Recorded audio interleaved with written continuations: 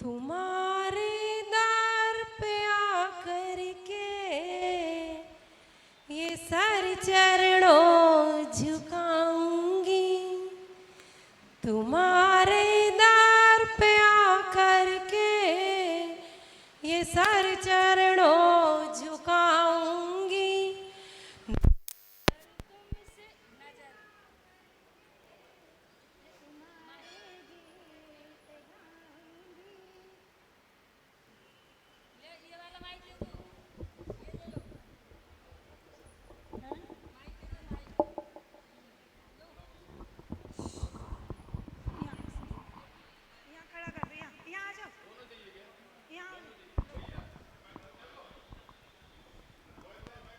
Hello hello.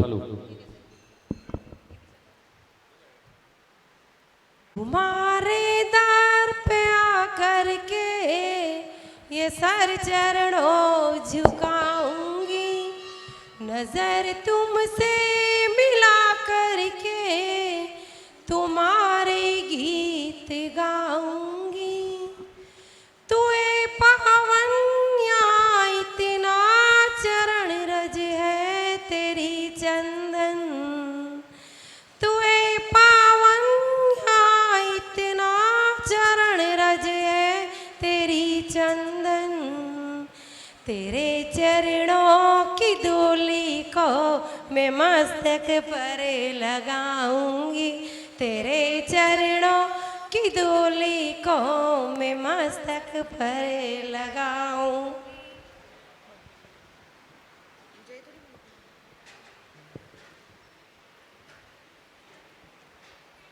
साथी हमारा कौन बनेगा, तुम न सुनोगे तो कौन सुनेगा।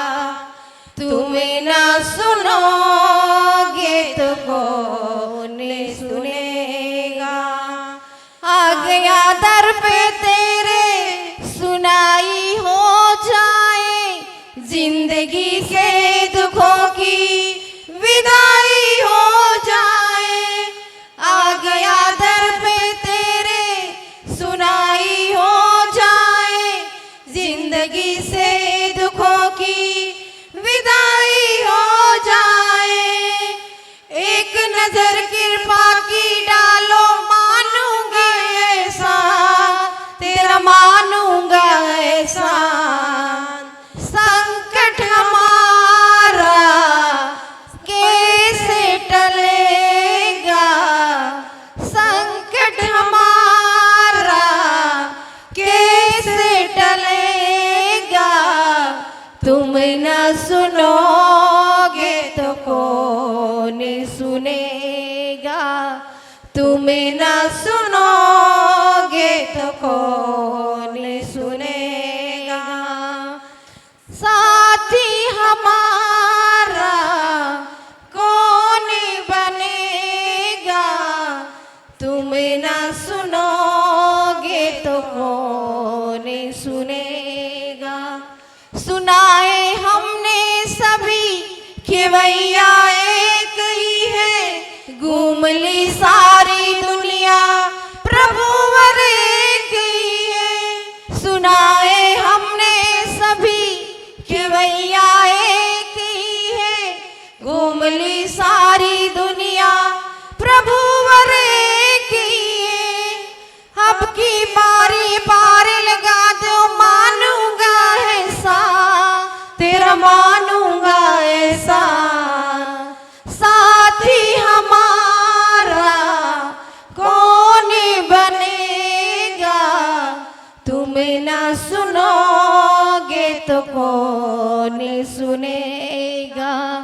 तुम न सुनोगे तो कौन सुनेगा। बोले परम श्रद्धेय आचार्य श्री विनम्र सागर जी महाराज की जय। बहुत सुंदर मंगलाचरण आप लोगों ने किया। पूज्य गुरुदेव का जो चित्र आवरण में है, चित्र अनावरण का परम सौभाग्य आज के जो हमारे समाज श्रेष्ठी हमारे शहर के वरिष्ठ चिकित्सक डॉक्टर राजकुमार जी साहब परवार आए और पूज्य गुरुदेव के चित्र के सम्मुख चित्र अनावरण और दीप प्रज्वलन कर पुनर्जित करें। साथ में हमारे पूज्य गुरुदेव के अनन्य भक्त हमारे बीच में हैं। पारसोला से श्री नरेश जी घाटलिया, मंदसौर से श्री निर्मल जी, अरविंद जी मेहता, मुकेश जी दोषी दरियावाद साहब परवार पहुंचे और इस धार्मिक क्रिया में शामिल होकर पुनर्जित करें। गुरु चरणों में अपनी भक्ति निवेदित करने का सौभाग्य इन सभी को मिला है। साथ में हमारे पंचायत समिति के शिक्षा मंत्री श्री संजीव जी ममता स्पोर्ट, जिनका आज जन्मदिन है, हम सभी की ओर से उन्हें अनंत शुभकामनाएं हैं।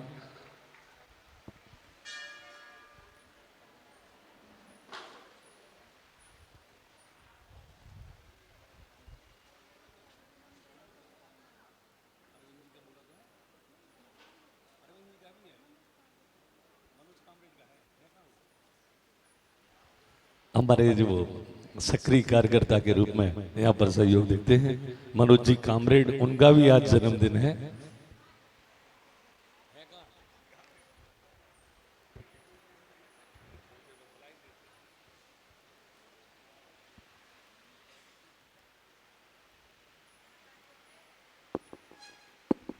ज्योत से ज्योति जलाते चलो, ज्ञान की गंगा बहाते चलो। राह में आए जो दीन दुखी, सबको गले से लगाते चलो, सबको गले से लगाते चलो। बोले परम पूज्य राष्ट्रसंत गणाचार्य श्री 108 विराग सागर जी महामुनि राज जी की। सभी हमारे आज के पुण्यार्जक और बाहर से जो गुरु भक्त हैं सभी पहुंचेंगे एक साथ पूज्य गुरुदेव के पावन श्री चरणों का पद प्रक्षालन कर पुनर्जित करेंगे।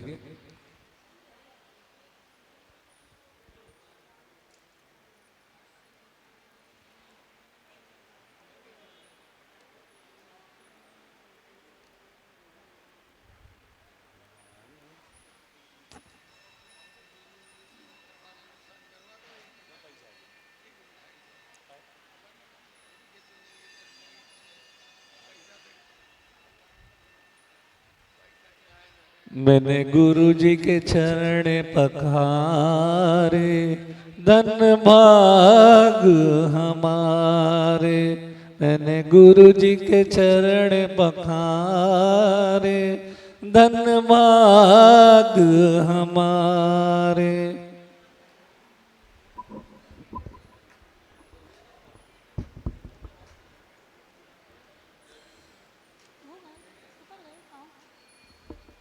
गुरु चरणों की धूल हमें जब मिल जाए रे, गुरु चरणों की धूल हमें जब मिल जाए रे, उसकी दुनिया में हो उसकी दुनिया में किस्मत खुल जाए रे। गुरु चरणों की धूल हमें जब मिल जाए रे, गुरु चरणों की धूल हमें जब मिल जाए रे। शास्त्र समर्पित करने। श्वास श्वास में तुम्हें बसाए हे जिनवाणी माँ, बार बार हम शीश झुकाए हे जिनवाणी माँ। श्वास श्वास में तुम्हें बसाए हे जिनवाणी माँ, बार बार हम शीश झुकाए हे जिनवाणी माँ। बोलो दोसांग जिनवाणी माता की। जो शाम को विनर्म एकेडमी की बच्चों की नियमित यहाँ पर संस्कारों से प्रशिक्षित करने की क्लासें चल रही हैं, जिनको भी ये सौभाग्य प्राप्त करना है, मात्र 5100 रुपये की राशि में सभी बच्चों को आपकी तरफ से पारितोषिक यहाँ पर वितरित किया जाता है। साथ में पूज्य गुरुदेव के पाद प्रक्षालन करने का भी परम सौभाग्य उस परिवार को मिलता है। ऐसी पुण्य की क्रिया करने का मात्र सौभाग्य 5100 रुपये की राशि में निर्धारित है। जिनके भी शुभ भाव हों वो अपना नाम यहाँ पर अंकित करा दें।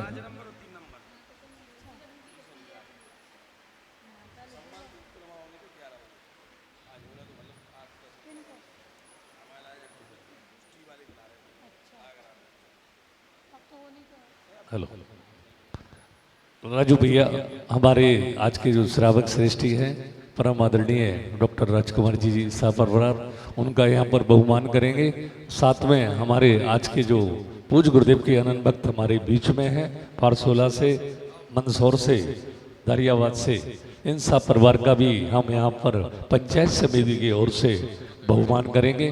परम आदरणीय हमारे पंचायत समिति के पदाधिकारी, साथ में प्रबंधक जी हमारे सेठ कपूरचंद जी लागून, श्री सादीलाल जी, आदरणीय डॉक्टर राजकुमार जी साहब परिवार पधारे और उनके इसी क्रम में हमारे महावीर जयंती आयोजक समिति के संयोजक मनोज जी बीना जी पहुंचे और बाहर से आयु अतिथियों पर सम्मान करें।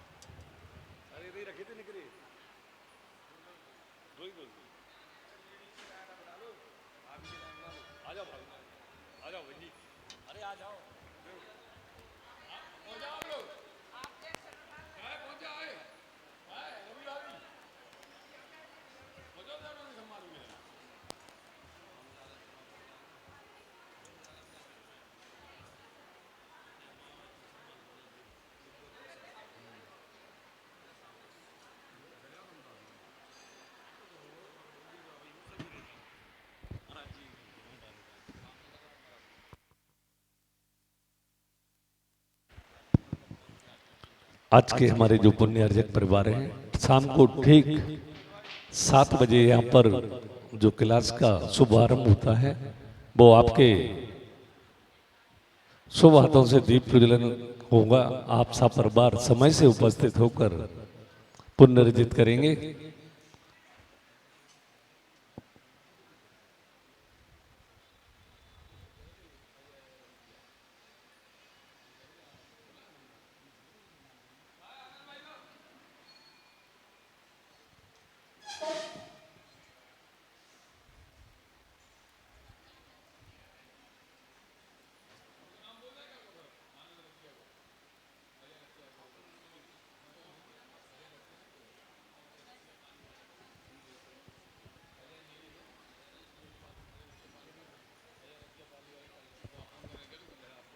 कल का सौभाग्य श्री अजय जी रसिया पाली वालों को सौभाग्य प्राप्त किया है।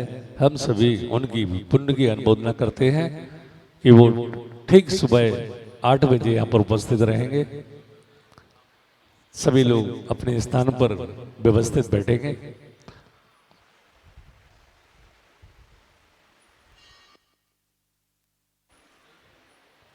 सभी लोग अपने दोनों हाथों को जोड़ेंगे और पूज्य गुरुदेव के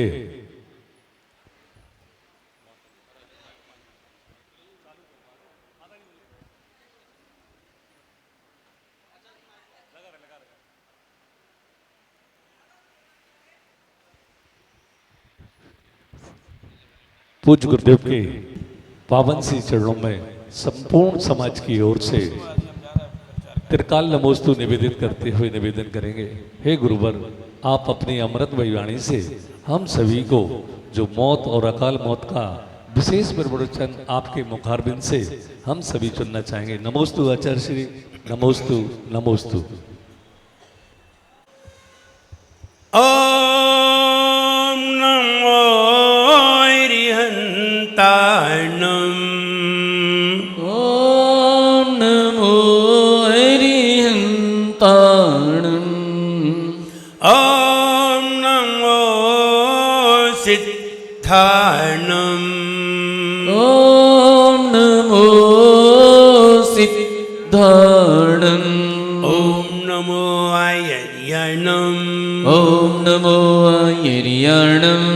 ओम नमो वच्छयणम। ओम नमो वच्छायणम। ओम नमो लोय सव्वसाहुनम।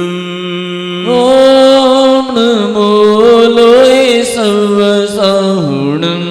ओम नमो लोय सव्वसाहुनम। ओम नमो लोय सव्वसाहुणम। और एक जरा श्री पार्श्वनाथ भगवान की जय। एक जरा श्री महावीर भगवान की जय। परम पूज्याचार्य गुरुवर श्री विराट सागर जी गुरुदेव की जय। अहिंसामयी जैन धर्म की जय। बोले परम पूज्य उच्चारणाचार्य भगवान गुरुवर श्री विनम्र सागर जी गुरुदेव की।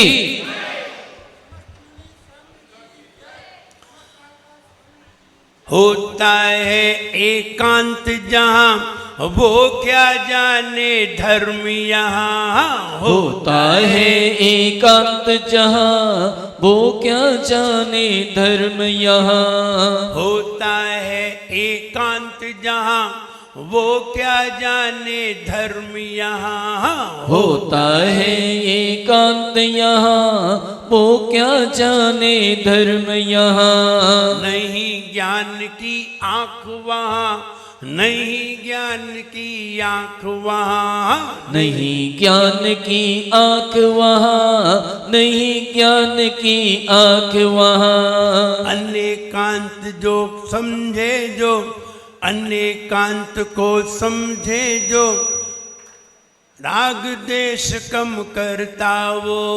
अनेकांत को समझे जो राग द्वेष कम करता वो। अनेकांत को समझे जो राग देश कम करता वो।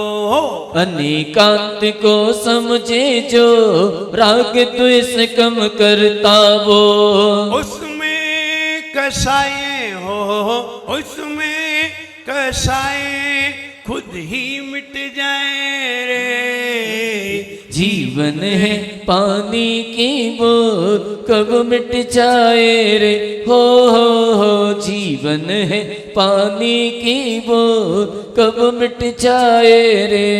होनी अनहोनी हो, होनी अनहोनी कब क्या घट जाए रे। जीवन है पानी की बूंद कब मिट जाए रे। हो जीवन है पानी की बूंद कब मिट जाए रे। दुनिया में आकर के दो चीजें तुम्हें जाननी पड़ेंगी। नंबर 1, या अपनी जिंदगी को जानो या फिर संसार को जानो। जिंदगी को जानोगे संसार समझ में आ जाएगा, संसार को जानोगे जिंदगी समझ में आ जाएगी। या तो जिंदगी को आसार बनाओ या संसार को, एक को तो आसार बनाना पड़ेगा, एक को सार समझना पड़ेगा, एक को आसार समझना पड़ेगा। वरना अगर तुमने जिंदगी को आसार बना दिया तो इसका मतलब है तुम्हारी धर्म समझ में नहीं आया। संसार को आसार बना दिया तो तुम्हें संसार भी समझ में आया और जिंदगी भी समझ में आ गई। एक को तो आसार बनाना पड़ेगा, और सार जानने के लिए धर्म को जानना जरूरी है, क्योंकि सार धर्म ही बताता है और कोई बता ही नहीं सकता। भगवान महावीर का धर्म अनेकांत धर्म, और अनेकांत समझ में नहीं आया तो धर्म समझ में ही नहीं आया। इसलिए अनेकांत को भी समझना बहुत जरूरी है। आइए हम आपको शब्द से समझाते हैं। अन एक अंत बराबर अनेक अंत, अन एक अंत, अनेक अंत, अनेकांत। वस्तु एक, अंत अनेक, इसी का नाम अनेकांत। एक वस्तु के अनेक अंतों को जो जानता हो वो अनेकांत जानता है। ध्यान रहे, आंख से वस्तु एक दिखती है, तीसरे नेत्र से वस्तु के अंत अनेक दिखते हैं। आंख से तो एक ही अंत दिखाई देगा, दो अंत नहीं देख सकते, 100 अंत नहीं देख सकते, 1000 अंत नहीं देख सकते, करोड़ अंत नहीं देख सकते, लेकिन आंख से तो एक ही अंत दिखाई देता है। अब ये वाली आंख चाहिए, ये है तो अनेकांत, ये नहीं है तो तुम कितना भी देखो सब एकांत है। और जो एकांत देखता है वो सम्यक दृष्टि हो ही नहीं सकता। एकांत न मिथ्या दृष्टि, एकांत देखे। उदाहरण, शास्त्रों के उदाहरण तो कुछ उदाहरण है, हम वो सामने रखें तो आप समझ जाएंगे। जैसे 8 अंधे लोगों ने हाथी को देखा। अंधे लोगों ने, क्या कह रहा हूं मैं, 8 अंधे लोगों ने किसे देखा? अंधे को दिखता है? फिर भी मैं क्या कह रहा हूं, 8 अंधे लोगों ने हाथी को देखा। अब कैसे देखा? आंख से तो देखा नहीं, अचक्षु दर्शन से देखा, हाथ लगा करके। तो किसी ने उसके पांव को पकड़ लिया, किसी ने पूंछ को पकड़ लिया, किसी ने सूंड को पकड़ लिया, किसी ने पेट को पकड़ लिया। सबने अलग अलग चीजों को पकड़ा और कहा, सबने हाथी देखा? बोले हाँ देखा। बोले कैसा था? पूंछ वाला बोला रस्सी जैसा था, पैर वाला बोला खंबे जैसा था, पेट वाला बोला ढोल जैसा था, सूंड वाला बोला सांप जैसा था, अजगर सांप जैसा। दिखाई तो किसी को नहीं देता, और सबने अपने अपने ज्ञान के नेत्र से बताया कि हाथी ऐसा था। अब हाथी कैसा था ये तो आंख वाले बता सकते हैं। ना हाथी ढोल जैसा था, ना हाथी खंबे जैसा था, ना हाथी सूंड जैसा सांप जैसा था, ना रज्जू जैसा था। अब हाथी कैसा था ये बताओ? ये वही बता सकता है जिसने पूरा हाथी देखा हो, और पूरा हाथी देखा नहीं है वो हाथी का सही स्वरूप नहीं बता सकता। ऐसे ही आंखें वस्तु के एक पहलू को देखती हैं, ज्ञान का नेत्र वस्तु के अनेक धर्मों को जान लेता है।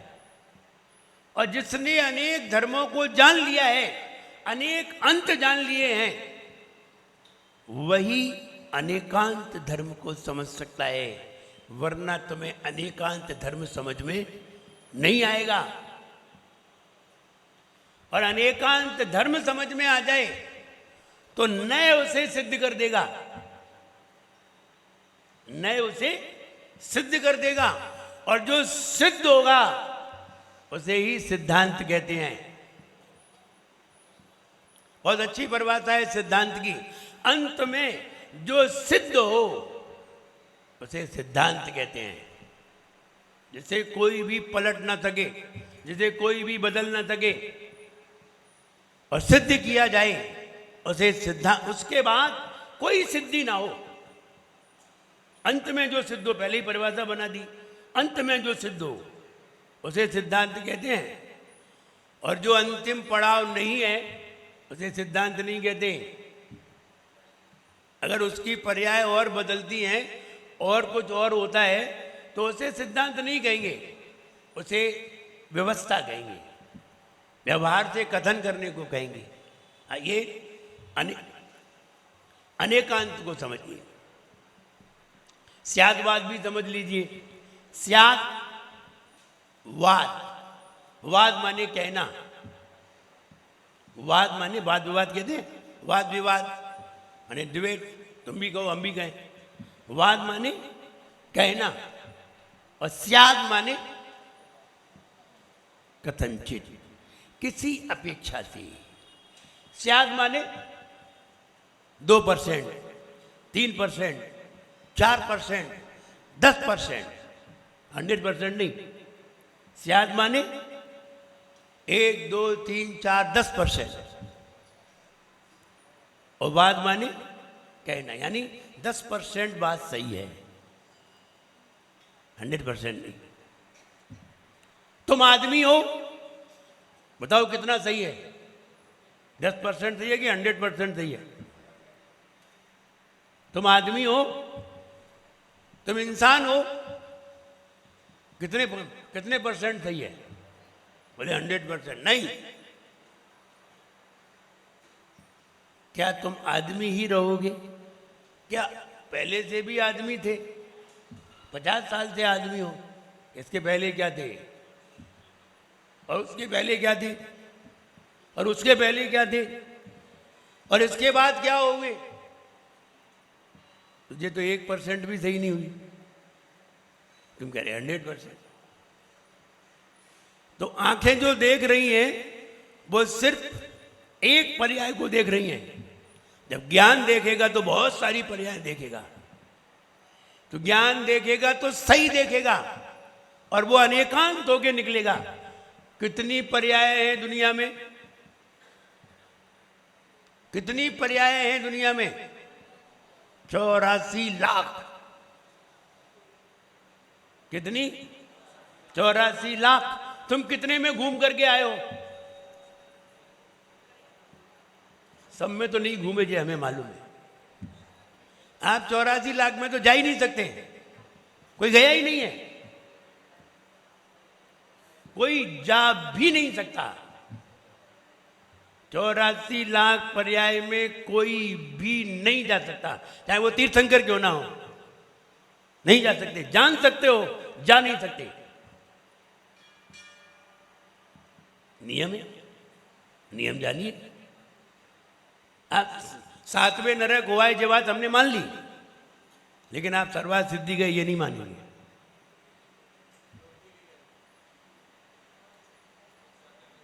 आप सर्वार्थ सिद्धि गए ये नहीं मानेंगे, क्योंकि वहां तो एक ही बार जाते हैं। 7वें नरक तो कई बार जा सकते हैं। आपको तीर्थंकर पर्याय मिली, एक ही बार मिलेगी।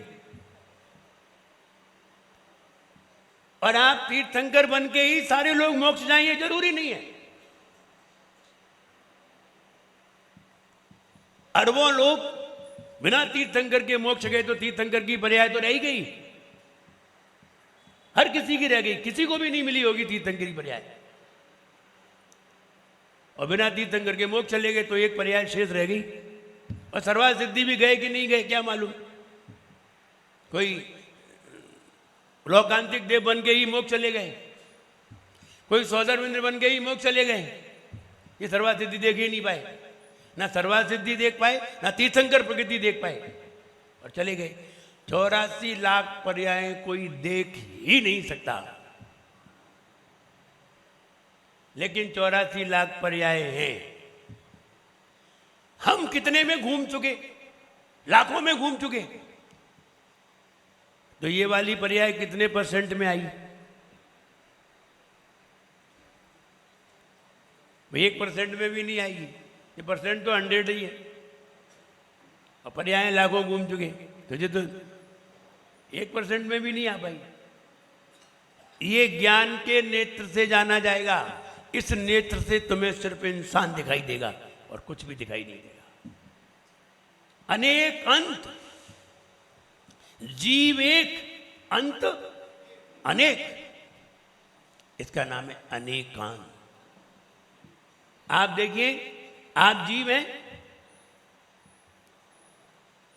आप कौन सी पर्याय से आपका मरण हो सकता है? मनुष्य में, मनुष्य गति में आ गए, ठीक है।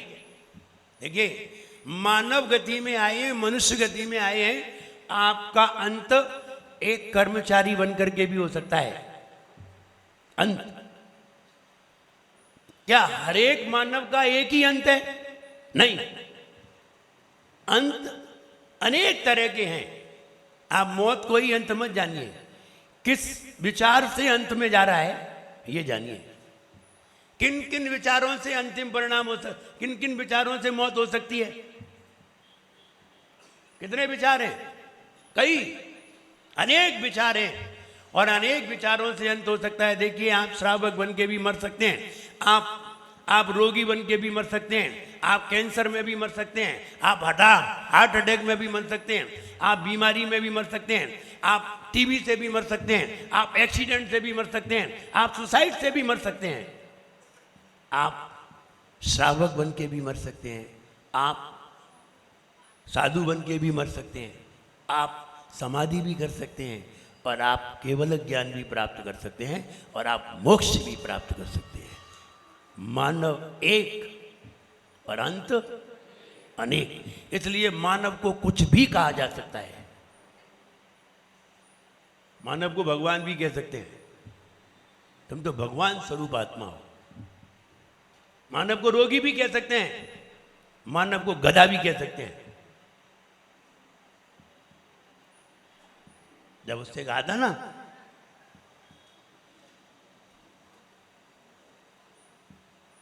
गधे के बच्चे को गधा कहते हैं, हाथी के बच्चे को हाथी कहते हैं, सुअर के बच्चे को क्या कहते हैं?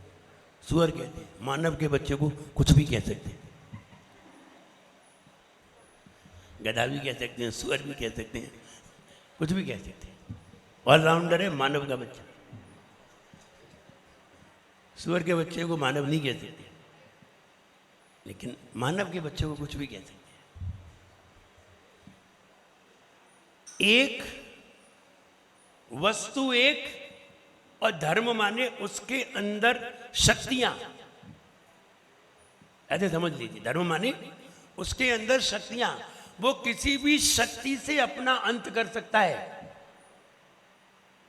मुनि बन के भी मर सकता है, सब कर सकता है। मानव एक है, अंत अनेक है। जिस वस्तु एक हो और उसमें कई सारे धर्म छपे हुए हों, और एक धर्म निकल करके सामने आए और हम उसी से वस्तु को जानने लगे, दूसरे धर्म न निकलें और हम उसको नहीं जाने, तो आपने अनेकांत धर्म को नहीं जाना। बेसन एक, चना एक, और चने के अंत अनेक। चना एक, चने के अंत अनेक। सतुआ बन जाए,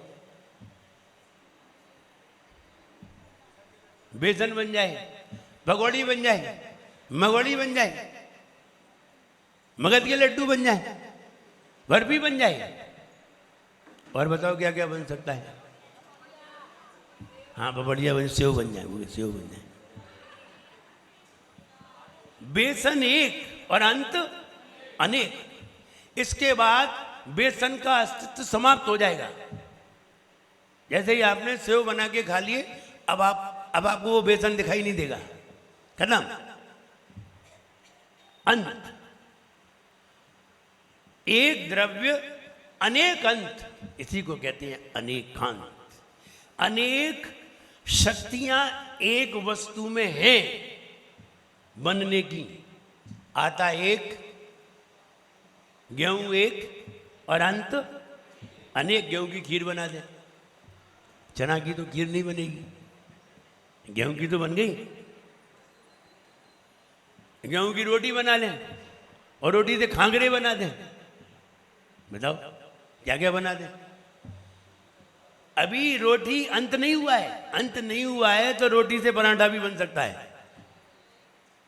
और क्या क्या बन जाता है? वो तो पोहा बना देते हैं रोटी का, बताओ। तो रोटी बनाई, रोटी का पोहा बना दिया। अभी परिवर्तन हो रहा है, और जैसे ही हम उसे खा लेंगे तो ये सारे परिवर्तन समाप्त हो जाएंगे, दूसरे रूप में परिवर्तन हो रहा। इसलिए वस्तु एक और अंत अनेक। जब मैं पहली बार मेरी दीक्षा हुई, अलग दीक्षा हुई, तो ऐसे चिंतन में बहुत किया करता है, बहुत सारे। एक बार जब कोई श्रावक दूध से बनी हुई वस्तु लेकर के आया और कहा महाराज ये चीज लीजिए, तो हमने ले ली। लेने के बाद जब हम उस पर चिंतन करने लगे तो हमने कहा, हमने वो इसलिए ऐसा चिंतन किया कि एक दिन आहार करते समय उल्टी हो गई, और जब उल्टी हो गई तो वो अंदर का भी सब बाहर आ गया। बाहर आया तो वो पात्र में सब कुल्ला किया, सब किया, और वो श्रावक ने वो वाला जो पात्र में सकन बजती है, उसको उन्होंने भैंस की नाद में डाल दिया मेरे ही सामने। अब भैंस की नाद में डाला, भैंस ने तो उसे खाया, फिर उसे दूध बनाया, फिर मेरे पास भिजवा दिया।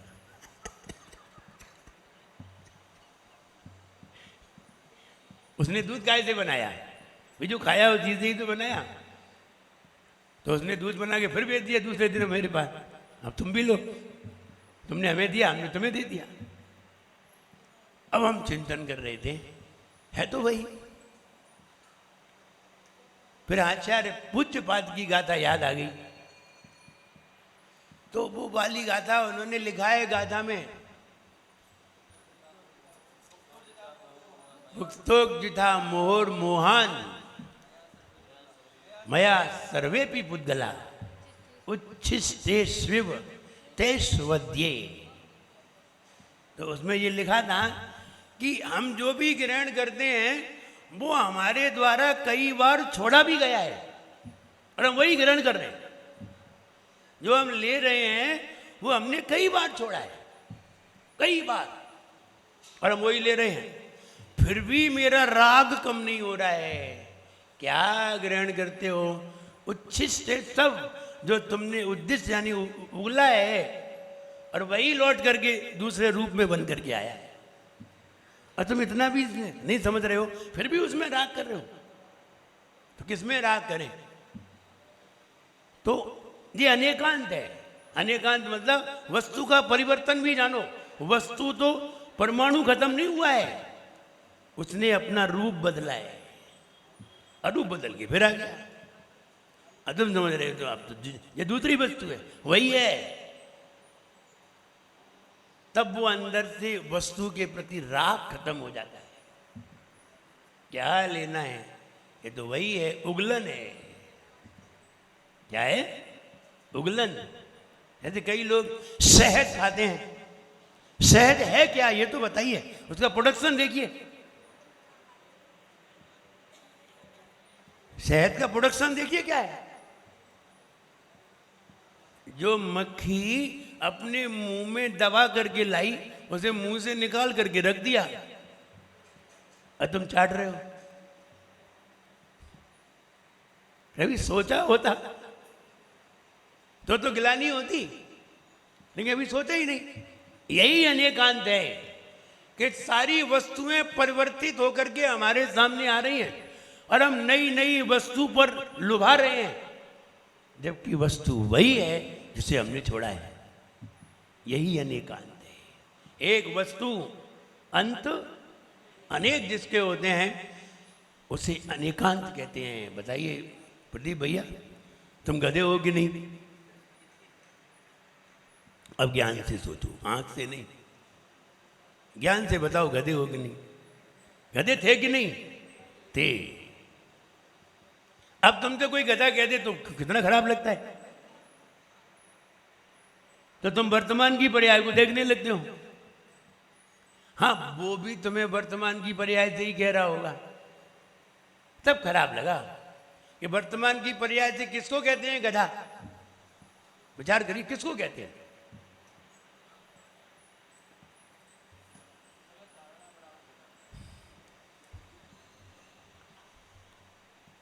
गधा उसे कहते हैं। गधे का नाम गधा क्यों है? और गधे का नाम इतना खराब क्यों है?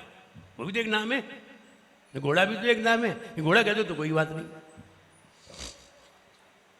जब वो अंग्रेज ट्रेन में सफर कर रहे थे और हिंदुस्तानी भी बैठे थे। अब हिंदुस्तानी तो सब तरह के होते हैं और अंग्रेज तो एक ही तरह के होते हैं, एक ही रंग के होते हैं, और हिंदुस्तानी अलग अलग रंग के। बोले तुम लोग तो हिंदुस्तानी हो, तुम लोग ऐसे ही हो, कोई गोरा है, कोई काला है, कोई सांवला है, कोई ऐसा है, हम लोग सब एक से हैं। तो वो हिंदुस्तानी नहीं माना। बोले गधे तो सब एक से ही होते हैं, घोड़े अलग अलग होते हैं। घोड़े एक से नहीं होते। तो जवाब देने को तो बहुत सारे दे सकते हैं। तो गधे को गधा कहा क्यों है, ये भी तो जानिए। और उसका नाम इतना खराब क्यों लगता है? जब कोई पढ़ता नहीं है तो क्यों गधा कहा जाता है? हमेशा थोड़ी कहा जाता है। पढ़ने वाले से कोई नहीं कहता, इंटेलिजेंट से कोई गधा नहीं कहता। जो पढ़ता नहीं है उसे गधा कहा। क्यों कहा गधा? कि गधा उसे कहते हैं जो अपना घर भूल जाए। क्या भूले? अब उसकी विशेषता है। अगर धोबी गधे को बांधे हुए है और धोबी गधे को अपने घर पे बांधे हुए है, ईंट के भट्टे का काम करता है, ईंट ले जाने का काम करता है, और गधे को वो छोड़ दे घास खाने के लिए, तो गधा लौट के घर नहीं आएगा, धोबी को ढूंढने जाना पड़ेगा। ये उसकी पहचान है। गधे को कितना भी बढ़िया खिलाओ, बढ़िया से बढ़िया खिलाओ, और उसे तुम छोड़ दो एक दिन, तो वो रात में जाएगा, वो सवेरे लौट के नहीं आएगा। गाय है, छोड़ दो तो वो आ जाएगी, बकरी है आ जाएगी, भैंस है आ जाएगी, गधा नहीं आएगा। घोड़ा हो आ जाएगा, कुत्ता हो आ जाएगा, कोई भी हो सब आ जाएंगे, बस गधा ही ऐसा है जिसे ढूंढने जाना पड़ेगा, फिर लेके आएंगे पीठ से वो चल। तो इसलिए उसे गधा कहा है, और कोई कारण नहीं है। तो अब वो घास देख के घास देख के उसकी हालत खराब हो जाती है। वैशाखी नंदन कहा जाता है ना। जब घास नहीं होती है तब तो वो हरा भरा होता है, और घास आई तो टेंशन में आ जाता है, कौन खाएगा इतनी। जयवाद का तो गधा है।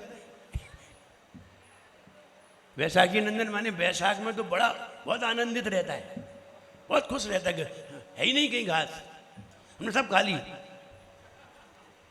और जो सावन का महीना आया, फिर देखो तुम, मुझे हालत खराब, बीमार हो जाता है,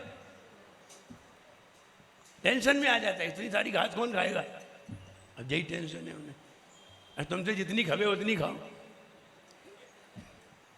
इसी टेंशन में वो अधमरा हो जाता है, तो इसलिए वो गधा ही ठहरा। तो हम ये कहना चाहते हैं, अब आप अपने ऊपर नजर डालो, हम भी तो अपना घर भूले हैं।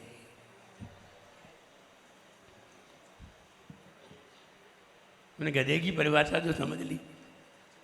कितने दिन से भूले हैं? अनादिकाल से भूले हैं। सबसे बड़े गधे तो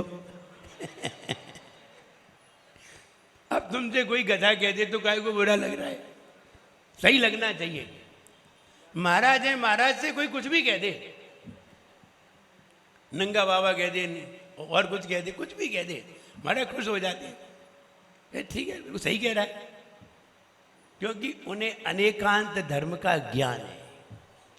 जिसे अनेकांत धर्म का ज्ञान है, किसी ने भगवान महावीर के समोसरण में, महावीर के समोसरण से निकल करके कहा भगवान महावीर तो अज्ञानी है, नहीं है ज्ञानी। अरे सामने वाला वो श्रावक बैठा भिड़ पड़ा, उससे लड़ने को तैयार हो गया। तुम भगवान महावीर को अज्ञानी कहते हो, और लड़ पड़ा। दोनों गए जब भगवान महावीर के सामने, तो बोले क्या बात है, क्यों लड़ रहे हो? तो भगवान, उसने कहा ये आपके भगवान महावीर अज्ञानी है। तो भगवान महावीर ने हाँ बिल्कुल सही कहा। तो भगवान महावीर तो कह रहे हैं हाँ बिल्कुल सही कहा है। अबे लड़ रहे हैं, कार्यकर्ता तो लड़ रहे हैं।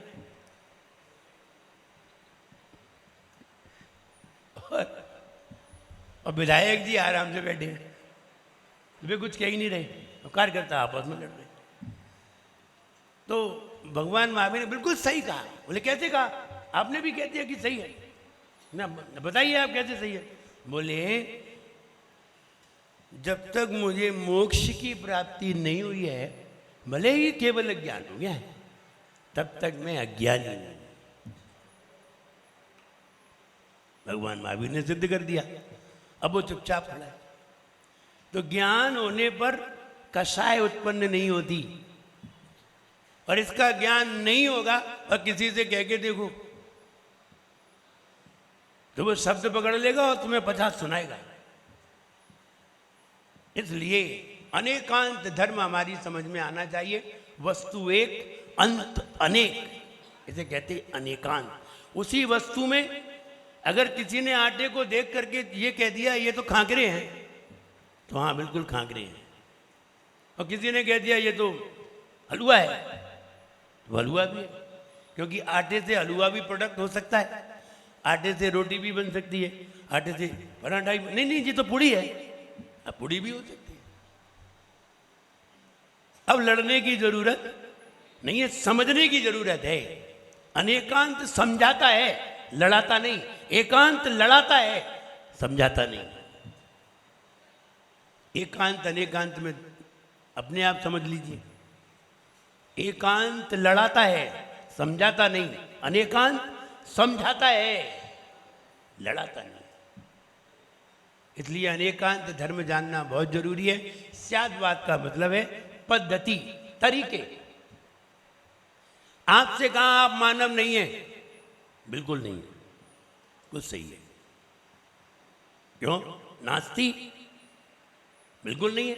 हम तो आत्मा है, हम तो शुद्ध आत्म तत्व है, हम मानव नहीं है। मानव तो पर्याय है, थोड़े समय की, और हम तो त्रिकाली आत्मा है। हम तो त्रैकाल आत्मा है, हमेशा के लिए आत्मा है। और ये तो पर्याय तो थोड़ी देर की मिली है। हम रिक्शा नहीं है, हम रिक्शे में बैठे जरूर है, लेकिन हम रिक्शा नहीं है। रिक्शे वाले को रिक्शा कहा जा सकता है, लेकिन तुम्हें रिक्शा नहीं कहा जा सकता। और रिक्शे वाले को रिक्शा इसलिए कहा जा रहा है कि वो रिक्शे में बैठा है। ऐसे ही तुमको मानव इसलिए कहा जा रहा है कि तुम मानव की पर्याय में बैठे हो, तुम मानव नहीं हो। रिक्शे में कितनी देर के लिए बैठते हैं? थोड़ी देर के लिए। तो थोड़ी देर के लिए ही रिक्शे वाले को रिक्शा कहा जाता है। और जिस समय वो नाश्ते वाली दुकान पे खड़ा है तो कोई नहीं कहता रिक्शा, रिक्शा रिक्शे वाला कहते हैं, रिक्शा नहीं कहते। लेकिन रिक्शे में बैठा है तो कह सकते ए रिक्शा, तो कहते वो भी कहते हैं हाँ बताओ। वो भी जानता है कि हम रिक्शा नहीं है, फिर भी ये रिक्शा कह रहा है, वो भी समझ रहा सही कह रहा है, क्योंकि हम रिक्शे में बैठे हुए हैं। ऐसे ही हम मानव की पर्याय में बैठे हुए हैं, हम मानव नहीं हैं। हरी समझ में, हम हम मानव नहीं है, थोड़ी देर के लिए मानव हैं। इसका मतलब ये नहीं है कि हम मानव हुए। थोड़ी देर के लिए मानव कहो तो कोई बात नहीं, क्योंकि तुम अनेकांत जानते हो। तुम ये कहो नहीं हम तो मानव हैं और कोई है ही नहीं, तो तुम अनेकांत नहीं जानते, तुम एकांत ही जानते हो। तुम्हारे पास ये वाली आंख नहीं है, सिर्फ ये वाली आंखें हैं बस। इसलिए जिस पर्याय में जीव है उस पर्याय में जानना, उस पर्याय में देखना एकांत है। और जिन पर्यायों में से वो गुजर चुका है, जिन पर्यायों में वो जाएगा, इन सारी पर्यायों को जानना अनेकांत है। बताओ तुम गधे हो कि नहीं है? अपने मुंह से कह रहे गधे।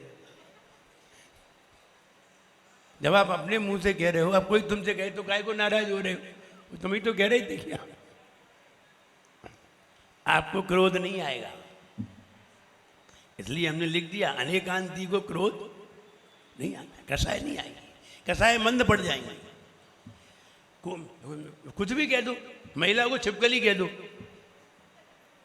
क्या जा रहा है? महिला हाँ ठीक है, हम कितने बार छिपकली हुए होंगे और आगे हो जाएंगे, अभी नहीं हुए तो उसने कोई गलत नहीं कहा है।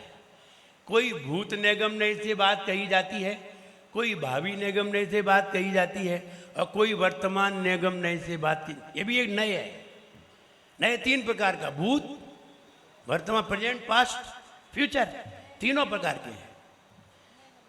तीनों प्रकार के नई गम अर्थ देखिए, न एकम, एक नहीं, सब जानिए, आगे का भी जानिए, पीछे का भी जानिए, वर्तमान का भी जानिए। न एकम नैगम, एक नए से बात मत करिए, तीनों नए को देखिए। तो भूत में बताइए हम क्या क्या बन के आ गए, कौन कौन सी पर्याय में होकर के आए हैं, ये भूत निगम नहीं है। कौन कौन सी पर्याय में जाएंगे, ये भावी निगम नहीं है। अभी वर्तमान की पर्याय में है, ये वर्तमान निगम नहीं है। 3 नए हैं, तीनों नए को जाना जा सकता है, देखा नहीं जा सकता। और देखना है तो फिर तीर्थंकर भगवान के समूह शरण में जाइए, वहां जो भामंडल लगा हुआ है उसमें भूत निगम ने दिखाई देगा, वर्तमान निगम ने दिखाई देगा, और भविष्य निगम ने, तीनों नए दिखाई देंगे। तब तुम्हें विश्वास हो जाएगा कि हाँ हम भूत में ये थे, अब आगे ये होंगे, तब दिखाई दे जाएगा। और वहां जो देखने जाते हैं वे सब अच्छी क्वालिटी के होते हैं, ऐसे जाते ही नहीं है जो सुअर बिल्ली बने, ऐसे जाते ही नहीं है वहां देखने। वहां देखने जाते हैं जो देखेंगे, क्योंकि समूह शरण में पहुंच गए भगवान के सामने, मंडल तो तभी दिखेगा जब भगवान दिखेंगे। और भगवान को देखने वाला सम्यक दृष्टि होगा, और सम्यक दृष्टि जो होगा वो या तो राजा बनेगा या फिर स्वर्ग में इंद्र बनेगा, ये बनेगी ही नहीं। ये कुत्ता बिल्ली स्त्री नपुंसक कुछ नहीं बनेंगे। वो देखने वाला कौन बनेगा? हाँ भूत में हो सकता है, कुछ भूत में हो सकता है स्त्री हो और कुछ शेर हो, कुछ भी हो, लेकिन भविष्य में तो वो देख करके खुश हो जाएगा कि हम तो अब ये बनेंगे। और अगर भविष्य पता चल जाए कि तू बिल्ली बनेगा तो टेंशन में आ जाएगा कि भगवान के चरणों में आकर के भी बिल्ली बनेंगे, तो वे इससे मुक्त कैसे होंगे? इसलिए अनेकांत धर्म जानना बहुत जरूरी है, जो भूत की भी पर्याय को बताए, वर्तमान की भी पर्याय को बताए, भविष्य की भी पर्याय को बताए, और सबको स्वीकार करे, उसे अनेकांत कहते हैं। जिन धर्म सनातन है अपना, मैं उसकी गाथा गाता हूँ। महावीर ने जो उपदेश दिया, मैं उसको तुम्हें सुनाता हूँ। जय हो, जय हो, हो हो हो हो हो एक वस्तु पर अंत यहाँ, हो एक वस्तु पर अंत यहाँ, होता अनेक जब रूपों में।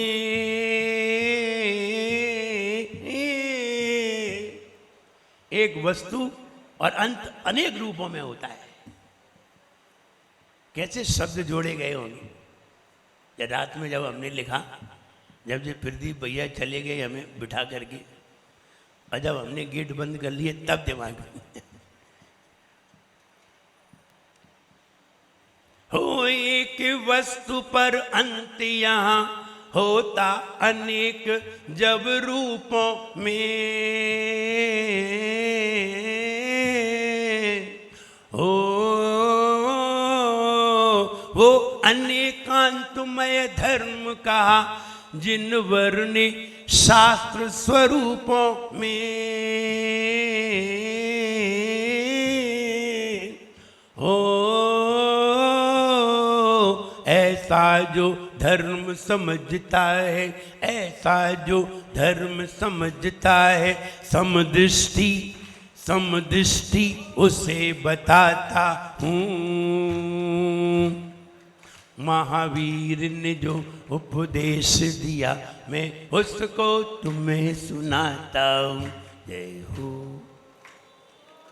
वही सम्यक दृष्टि हो सकता है जो अपने आप को वर्तमान की पर्याय के अलावा भूत और भविष्य की पर्यायों सहित जानता हो, वही अनेकांत को जानता है।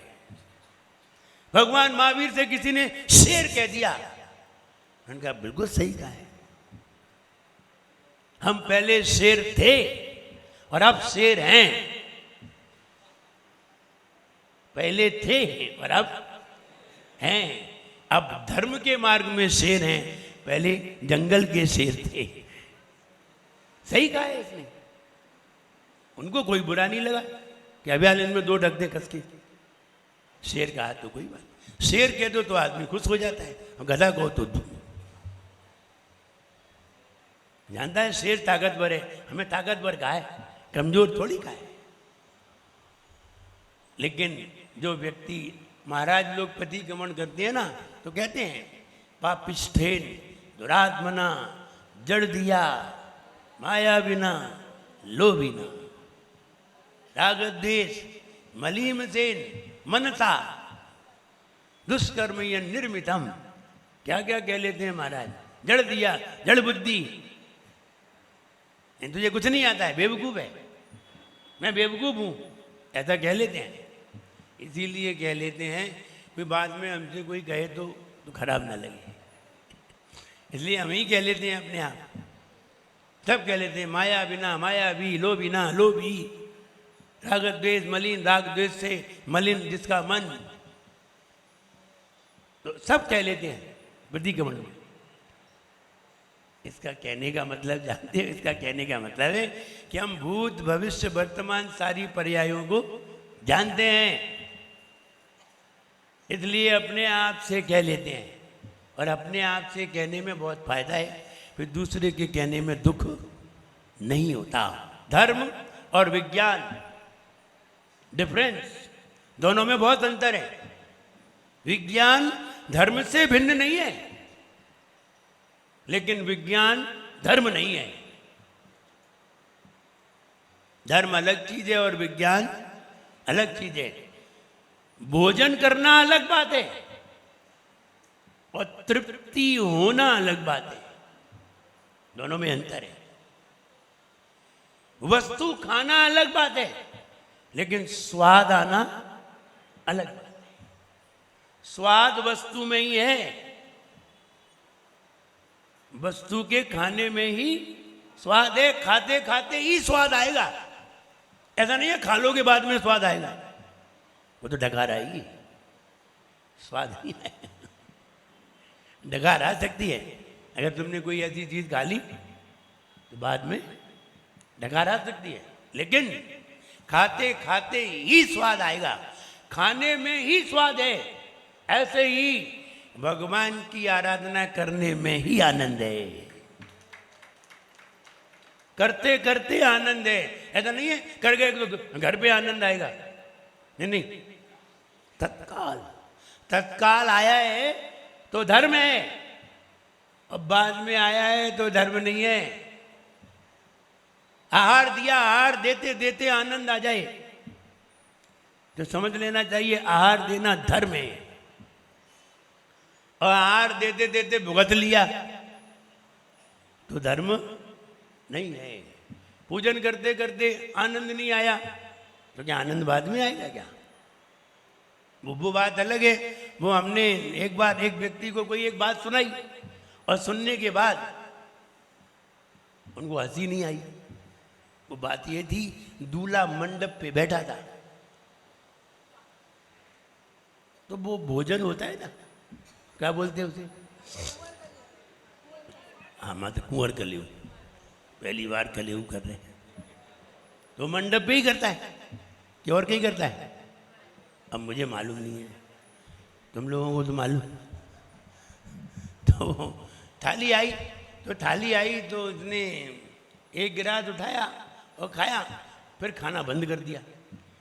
तो अब लड़की वाले माता पिता सब खड़े हो, क्या बात है, क्यों नहीं खा रहे, क्या हो गया?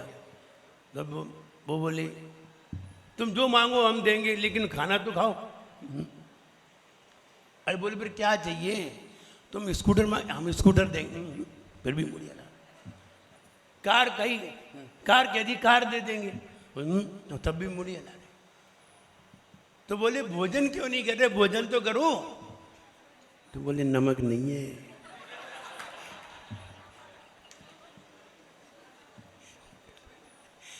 बोले जरा से नमक के पीछे हम कार दे भी तैयार। तो उसे रात्रि को उस समय तो वो जाने कौन से टेंशन में था तो उसे हंसी नहीं आई। अब वो रात को 12 बजे हंस रहा था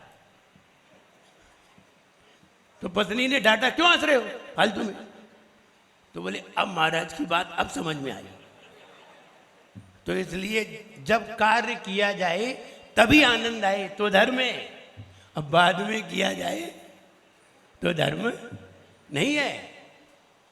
इसलिए पूजन करते करते आनंद आना चाहिए, आहार देते देते मन खुश हो जाना चाहिए। आज मैं कितना धन्य हूं, मैंने एक दिन एक मुनिराज को आहार दे करके एक दिन के धर्म को जीवित कर दिया। एक मुनिराज के धर्म की साधना को जीवित कर दिया। उनकी एक दिन की साधना को देने वाला मैं हूं। एक दिन की साधना उनकी जीवित करने वाला मैं हूं। और जब अंतराय हो जाता है तो श्रावक कितना दुखी होता है कि मेरे द्वारा हम चाहते थे कि मेरे द्वारा एक दिन की साधना जीवित हो, मैं चाहता था एक दिन का धर्म जिंदा हो, लेकिन अंतराय हो गया तो बड़ा दुखी होता है। हमने जैसा चाहा वैसा नहीं हुआ, लेकिन ऐसा हर कोई नहीं सोच पाता। ऐसा सम्यक दृष्टि ही सोच सकता है। और जिसने इतना बढ़िया भाव से आहार दिया है वो नियम से एक दिन मुनि बन करके साधना करेगा। इसलिए ऐसे भाव करते समय आनंद होता है। जितने ऊंचे भाव करोगे उतना ही आनंद ज्यादा आएगा। अगर समकक्ष भाव करोगे तो आनंद नहीं आएगा। आपके घर पर ब्लैक एंड व्हाइट टीवी थी और बाजू वाले ने कहा हम ब्लैक एंड व्हाइट टीवी लाए, ठीक है वो तो हमारे यहाँ भी है। आनंद आया? नहीं आया। अब बाजू वाले का मैं एलईडी लेके आया हूँ 50 इंची, बहुत बढ़िया है। कहाँ? चलो खुश हो गए, देखने के लिए पहुंच गए और कहते हमारे यहाँ भी में ब्लैक एंड व्हाइट है, तो क्योंकि वो तो मेरे पास है। इसलिए ऊंची चीज जब हमें मिलेगी तब मन आनंदित होगा। मन नीची चीज में आनंदित नहीं होता। तुम्हारी जेब में 10 लाख रुपए रखे हैं और तुम्हें 1000 का नोट बड़ा मिल जाए तो अरे ठीक है रख लो, और तुम्हें करोड़ों का थैला मिल जाए तो फिर देखो आंखों में चमक, चेहरा खिल उठेगा। ऊंची चीज मिलेगी तो मन आनंदित होगा और समकक्ष मिली तो ज्यादा आनंदित नहीं होगा। नीची मिली तो किसी तरह का कोई आनंद नहीं है। तो अभी तक बूंदी के लड्डू खाते रहे और निमंत्रण में गए रसगुल्ले मिल जाए, देखो तुम चमक। और बूंदी के लड्डू खाते रहे, बूंदी मिल गई, अरे कुछ नहीं, चलो ठीक है। ऊंची चीज मिलना चाहिए। हम भगवान के पास आते हैं, दर्शन करते हैं, पूजन करते हैं, हमें ऊंची चीज दिखाई देती है, हमसे बहुत ऊंची, तब मन आनंदित होता है। मन पागल नहीं है, इसे बहुत ऊंची चीज दिखाइए, ऊंचे विचार लाइए मन में, तो मन आनंदित होगा। तुम निम्न विचार लाए, मन आनंदित नहीं होगा, कसाय से भरेगा, राग द्वेष से भरेगा। और ऊंचे लाओगे तो मन आनंदित हो जाएगा। इसलिए धर्म के विचार मन के अंदर लाइए, मन आनंदित होगा, खुश होगा। और मन खुश होगा उतनी जल्दी पुण्य ज्यादा होगा। कभी खुशी से हमने खुशी की तरफ नहीं देखा, कभी खुशी को हमने, कभी खुशी को यानी आनंद को, भगवान कितने आनंद में, कितना सुख है, अनंत, दुख है ही नहीं, अनंत सुख है। कभी खुशी को हमने खुशी से नहीं देखा, तभी खुशी ने हमें खुशी से नहीं देखा। तो आनंद कहाँ आ रहा है? तो आनंद को आनंद से देखिए। भाई साधु को देखिए, आनंदित होइए। क्या महाराज, एक हमें एक जरा से कपड़े नहीं छोड़ पाते, हमारा जो निर्भीक रहते हैं, आनंदित रहते हैं। इनके चेहरे पे देखो, इन्हें कहीं दुख नजर आता है? हमने सब कुछ छोड़ दिया है, मेरे पास कुछ नहीं है, तो हमें दुख नजर आ रहा है। इसका मतलब ये है कि वस्तु होने से सुख नहीं है। बात क्लियर है? बात क्लियर है? अगर धन होने से खुशी मिलती तो हमने तो एक गरीब के बच्चे को बहुत खुश नजर देखा है। तो धन से कहाँ खुशी है? कोई खुशी नहीं है। और हम वस्तु से खुशी समझ रहे हैं, ये हमारी भूल है। हम ये कहना चाहते हैं, ये ऐसा अनेकांत धर्म अगर हमारी समझ में आ जाता है, स्याद्वाद पद्धति है। आपको हमने मानव कहा है, आप मानव हैं, वर्तमान की पर्याय से 80 हैं, और आपको ये कहते हैं आप मानव नहीं है, तो नहीं है, आप आत्मा है। आप मानव भी हैं, आत्मा भी हैं। हाँ, ऐसा भी है, हम 80 भी हैं, नास्तिक भी हैं, हम मानव भी हैं और मानव नहीं भी हैं। सब बातें स्याद्वाद से सिद्ध हो जाएंगी। और अनेकांत धर्म है, एक वस्तु में अनेक धर्म समाहित हैं, ऐसा जानना चाहिए। हर एक वस्तु में, केवल आप में ही नहीं, कोई सी भी वस्तु ले लीजिए, हर वस्तु में अनेक चीजें समाहित हैं। पानी, पानी में कितनी चीजें हैं? बहुत सारी चीजें। पानी क्या क्या बन सकता है? पानी का अंत किस किस रूप में हो सकता है? पानी डाब का पानी बन सकता है, पानी अनार का पानी बन सकता है, लौकी का पानी बन सकता है, कई रूप हैं उसके। पानी बर्फ भी बन सकता है, पानी ओला भी बन सकता है, पानी तुम्हें जीवन भी दे सकता है। पानी के कितने अंत हैं? कई अंत हैं। वाष्प भी बन सकता है। तो कोई भी चीज ले लीजिए, हर चीज के अनेक अंत हैं। वस्तु अनेकांतमय है, शब्द अनेकांतमय है। एक शब्द के भी अनेक अर्थ निकलते हैं। शब्द एक है और अर्थ अनेक। शब्दानाम अनेकार्थानाम। जैसे शब्द के अनेक अर्थ हैं, ऐसे वस्तु में अनेक धर्म समाहित हैं। ये चश्मा, बताइए, ये अंतिम रूप इसका क्या क्या है? कई रूप में, किसी भी रूप में इसका अंत निकल सकता है। पानी में डाल दो तो गल जाएगा, मिट्टी में डाल दो तो मिट्टी बन जाएगा, किसी भी रूप में अंत हो सकता है। इसलिए हर चीज का अंत अनेक रूप है, यही अनेकांत है। हम अपनी पूर्व की पर्यायों को भी जाने, भविष्य की पर्यायों को भी जाने, ये सिर्फ ज्ञान से जाना जा सकता है। और एक पर्याय हमें वर्तमान में दिखाई देती है। इसलिए आंख एकांतमय है और ज्ञान अनेकांतमय है। ज्ञान में अनेकांत है तो भगवान महावीर हैं, अज्ञान में एकांत है तो कोई भी ऋषि मुनि तुम्हारे दिमाग में नहीं है। कोई भी ऋषि मुनि तुम्हारे दिमाग में नहीं है। आंख भले ही एक को देखे, लेकिन ज्ञान तो सबको देख रहा है। इसलिए आंख से भले ही कोई साधु दिखे, ज्ञान से तुम्हें सारे साधु दिखना चाहिए। आंख से भले ही एक साधु के सामने हो, लेकिन ज्ञान में सभी साधु तुम्हारे सामने होना चाहिए। आंख से भले ही एक साधु का सम्मान दिखाई दे, लेकिन ज्ञान से सभी साधु का सम्मान दिखाई देना चाहिए। अगर ऐसा है तो आपके अंदर अनेकांत धर्म है, और जिसके अंदर अनेकांत धर्म है वही भगवान महावीर के धर्म को समझ सकता है, वही सम्यक दृष्टि हो सकता है। बाकी कोई भी सम्यक दृष्टि नहीं हो सकता। अब इतनी बढ़िया बात बता दी हमने। अनेकांत और स्याद्वाद, ये दोनों चीजें जिसके पास हैं, बस वही धर्मात्मा है, वही भगवान महावीर का अनुयायी है, वही जैन धर्म समझता है, वही सम्यक दृष्टि हो सकता है, वही रत्नत्रयधारी हो सकता है, और वही साधु हो सकता है, और वही सच्चा श्रावक हो सकता है। वरना कोई भी कुछ नहीं है, सब दिखावा है। इसलिए अब अनेकांत धर्म समझ में आ गया है, हम उसे अपने जीवन में लाएं। ज्ञान की आंख अनेकांतमय है, पत्थर की आंख एकांत में है। इसलिए जो लोग एक का सम्मान करें और किसी का सम्मान न करें, समझना चाहिए ये एकांत है।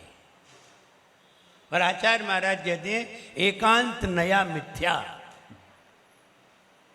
जिसके दिमाग में भी एकांत है, आंख में तो एकांत होता ही है, दिमाग में भी एकांत है, तो वो तो मिथ्या दृष्टि ही है। मिथ्या दृष्टि और सम्यक दृष्टि में क्या अंतर है? वैसे तो हम बहुत सारे अंतर बता सकते हैं, लेकिन सरल सा अंतर जानिए। मिथ्या दृष्टि के सामने रसगुल्ले आ जाएं तो मुंह में पानी आ जाता है, और सम्यक दृष्टि के सामने रसगुल्ले आ जाएं तो आंख में पानी आ जाता है। ये दोनों में अंतर है।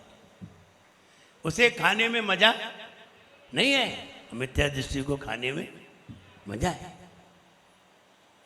ये भी अंतर है। अंतर तो बहुत सारे बताए जा सकते हैं, अंतर तो बहुत सारे बताए जा सकते हैं। मिथ्या दृष्टि एक तरफ ही देखने वाला होता है। वो याद आता है, एक लड़के के लिए लड़की देखने के लिए गए। जब लड़की देखने के लिए गए तो उसने कहा मेरी लड़की बिल्कुल समताधारी है, एक नजर से सबको देखती है, सबको एक नजर से देखती है।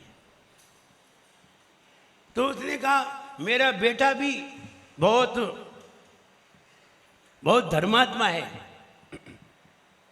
बहुत तपस्वी है, वो एक टांग से खड़ा होकर के तपस्या करता है। बोले अच्छी बात है, हमारी बेटी भी धर्मात्मा एक नजर से सबको देखती है, तुम्हारा बेटा भी धर्मात्मा है, एक पैर पे खड़ा होकर के तपस्या करता है। बाद में जब शादी हुई तो एक लंगड़ा निकला, एक कहानी निकली। अब वो समताधारी है, अब एक नजर से तो देखेगी, नजर ही है क्या? अब नजर दो होती तो दो से देखते। तो जो जिसका नजरिया खराब है उसके अंदर अनेकांत नहीं हो सकता। नजर में तो एकांत होता ही है, नजर तो एकांत में ही है। इसलिए ज्ञान से ही होना चाहिए। हम बार बार ये प्रयास कर रहे हैं कि आपके अंदर ज्ञान के तंतु खुलें। एक तरफ ना देख करके आप सब तरफ देखें।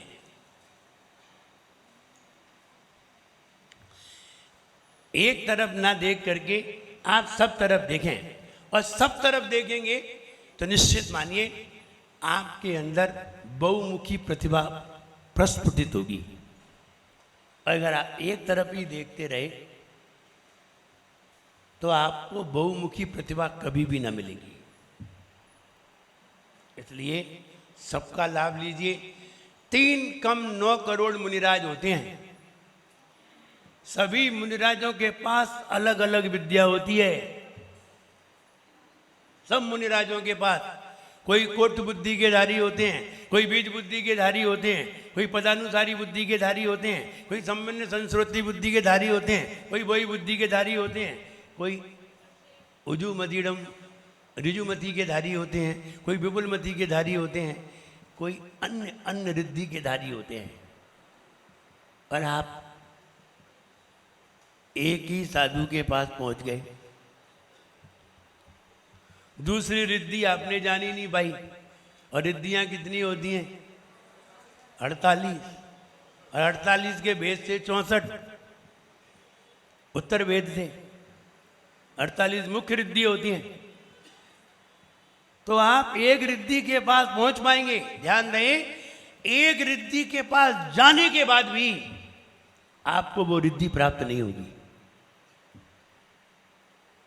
एक रिद्धि किसी साधु के पास है और आप एक रिद्धि के पास पहुंचते हैं, शेष रिद्धि को निग्लेक्ट करते हैं, तो आपको उसकी रिद्धि भी प्राप्ति नहीं होगी।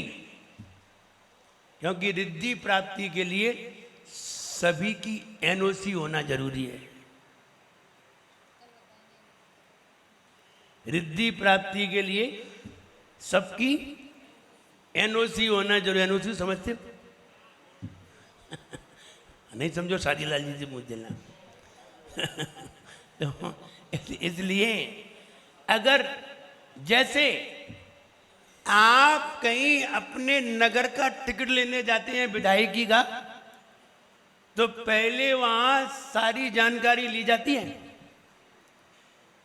वो एक बात याद आई, एक सूचना निकली, अब की बार अपराधी किसी के ऊपर कोई अपराध होगा तो वो चुनाव नहीं लड़ेंगे। सूचना निकली तो एक व्यक्ति ने कहा अपराधी चुनाव नहीं लड़ेंगे तो क्या समझदार लोग चुनाव लड़ेंगे?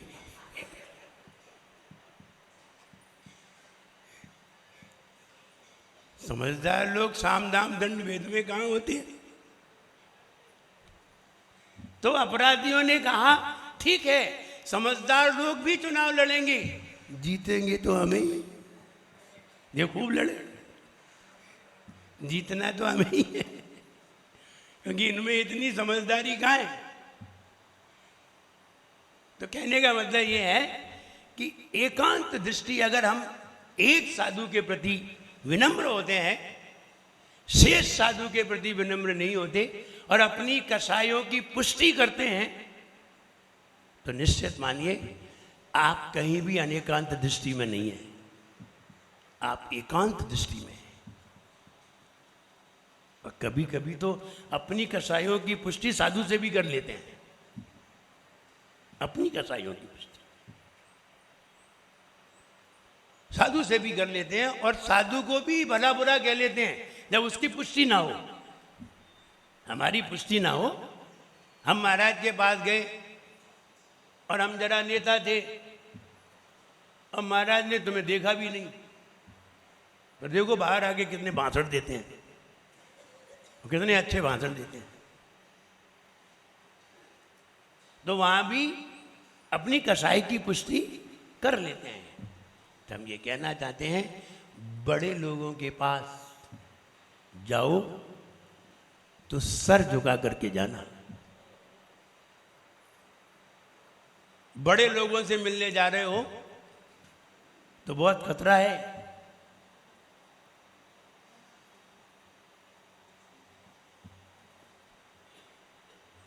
बड़े लोगों से मिलना पर हमेशा फासला रखना।